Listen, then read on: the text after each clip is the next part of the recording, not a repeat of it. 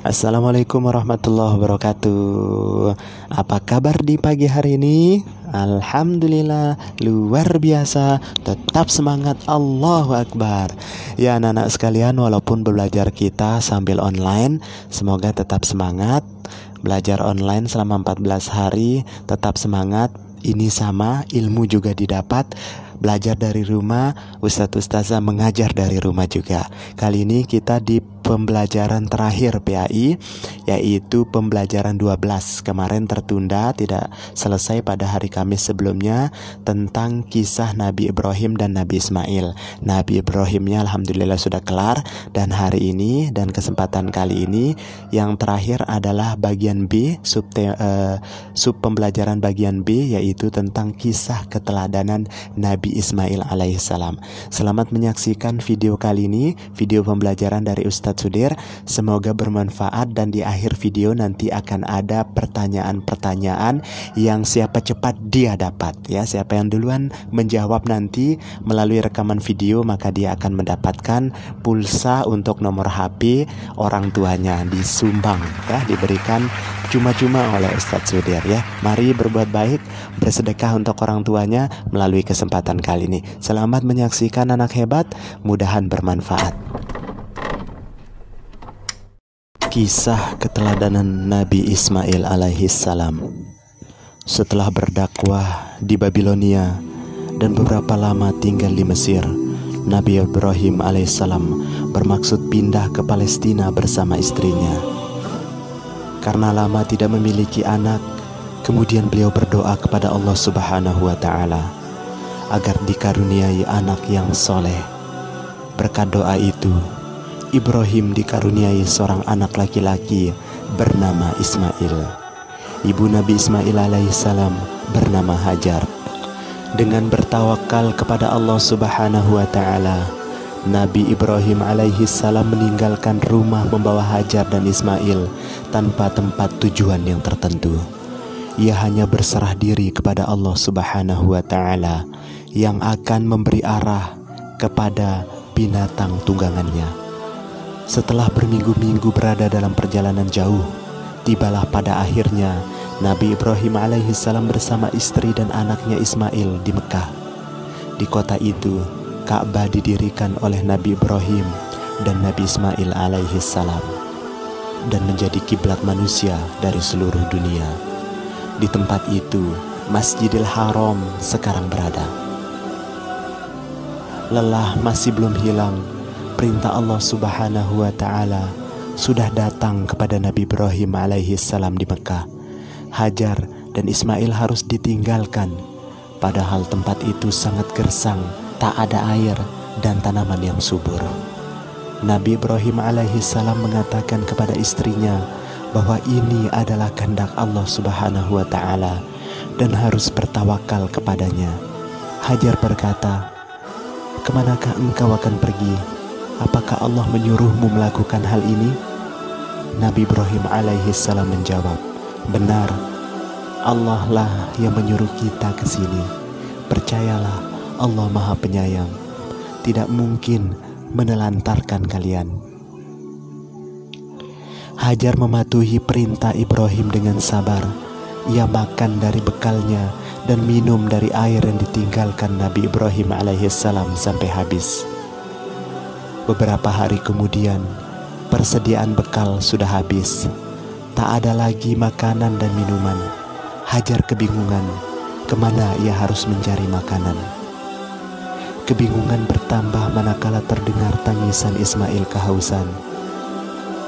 Hajar melirik ke kanan dan ke kiri, pandangannya ke sana kemari mencari air.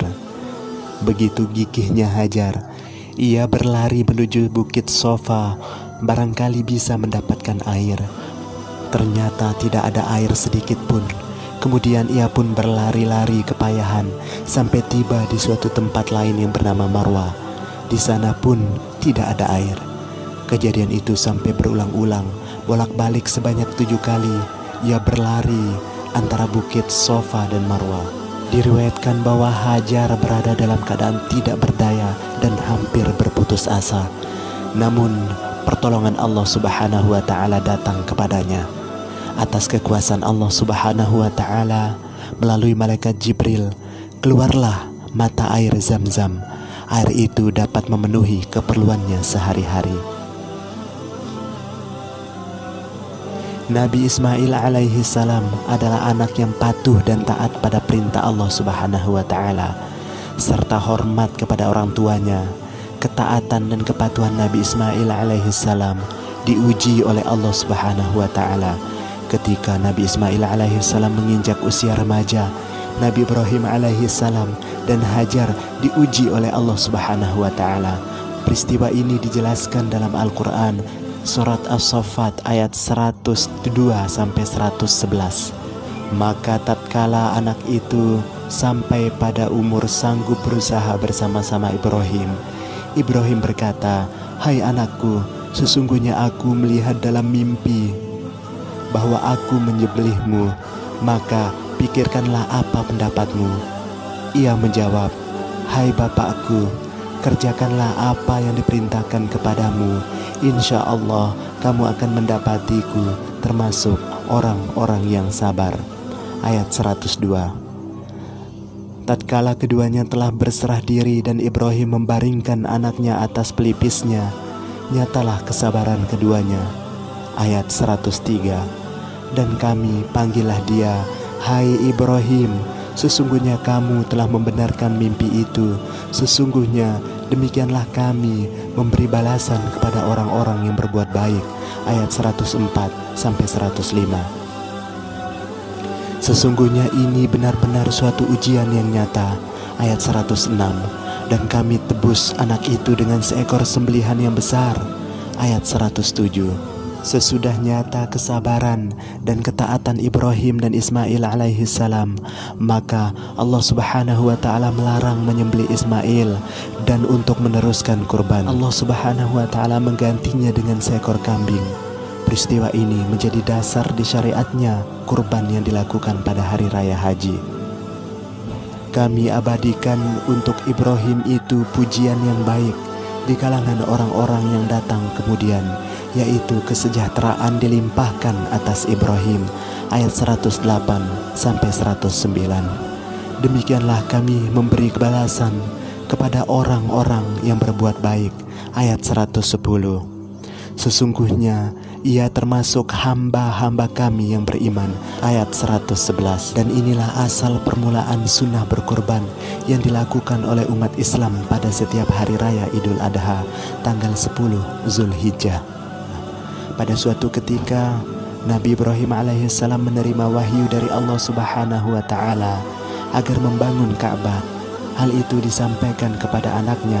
Nabi Ismail alaihissalam berkata, "Kerjakanlah apa yang diperintahkan Tuhanmu kepadamu, dan aku akan membantumu dalam pekerjaan mulia itu." Allah berfirman dalam Al-Quran surah Al-Baqarah ayat 127. Dan ingatlah ketika Ibrahim meninggikan membina dasar-dasar Baitullah bersama Ismail, seraya berdoa, "Ya Tuhan kami, terimalah daripada kami amalan kami. Sesungguhnya Engkaulah yang maha mendengar lagi maha mengetahui." Mulailah keduanya membangun Ka'bah hingga selesai, dan tempat Nabi Ibrahim alaihissalam berdiri ketika itu dikenal dengan Maqam Ibrahim. Kemudian Allah Subhanahu wa Ta'ala memberi wasiat kepada Nabi Ibrahim alaihissalam dan Nabi Ismail alaihissalam untuk membersihkan Ka'bah dari kotoran, perbuatan syirik, dan penyembahan berhala untuk orang-orang yang tawaf, yang i'tikaf, yang ruku, dan yang sujud. Demikian anak-anak hebat kisah Nabi Ismail alaihissalam. Selanjutnya Ustadz akan memberikan tugas bagi kalian anak-anak hebat yang duluan menjawab dalam bentuk video. Nanti akan Ustadz kasih hadiah pulsa untuk nomor HP orang tuanya. Sukses selalu, semoga bermanfaat pelajaran PI online ini.